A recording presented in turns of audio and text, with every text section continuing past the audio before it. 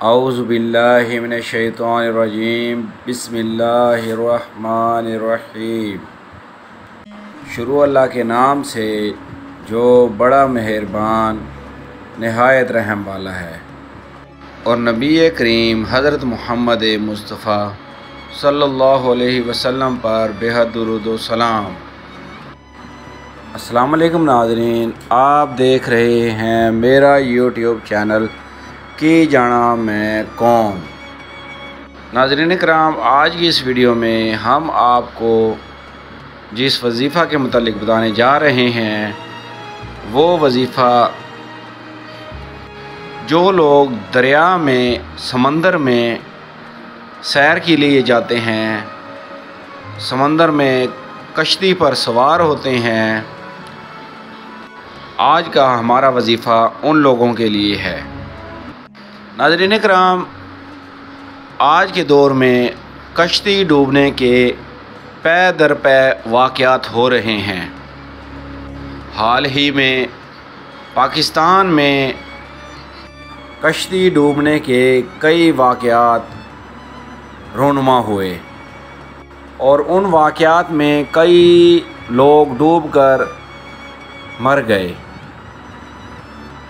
پانی میں ڈوبنے کی وجہ سے ان لوگوں کی موت واقع ہو گئی۔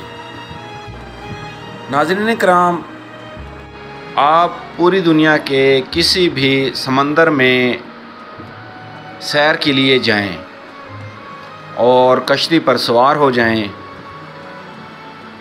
آپ نے صرف یہ وظیفہ 3 مرتبہ پڑھنا ہے۔ انشاءاللہ ناظرین کرام، کشتی ساحل پر ضرور پہنچے گی،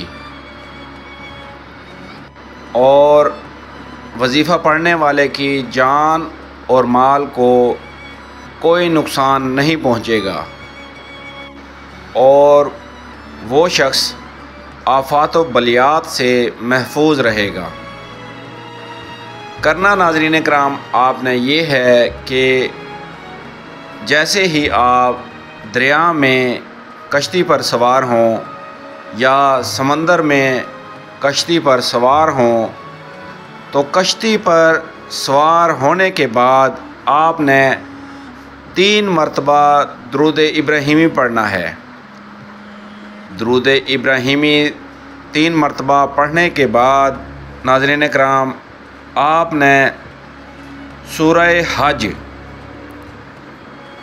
حج کو 3 مرتبہ پڑھنا ہے، اور اس کے بعد پھر آپ نے 3 مرتبہ درود پاک پڑھنا ہے۔ درود پاک پڑھنے کے بعد ناظرین کرام آپ نے کشتی میں سکون سے بیٹھ جانا ہے۔ انشاءاللہ ناظرین کرام، آپ کی جان اور مال کو کوئی نقصان نہیں پہنچے گا، اور آپ منزل مقصود پر آرام سے پہنچ جائیں گے، اور آنے والے طوفانوں، سمندری طوفانوں سے محفوظ رہیں گے۔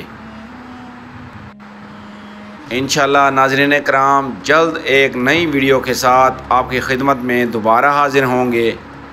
ویڈیو پسند آنے کی صورت میں ہمارے اس چینل کو ضرور سبسکرائب کریں، اور ساتھ دیے گئے بیل آئیکن کے بٹن کو ضرور کلک کریں، تاکہ ہماری آئندہ آنے والی مزید معلوماتی ویڈیوز آپ تک پہنچتی رہیں۔ اللہ نگہبان۔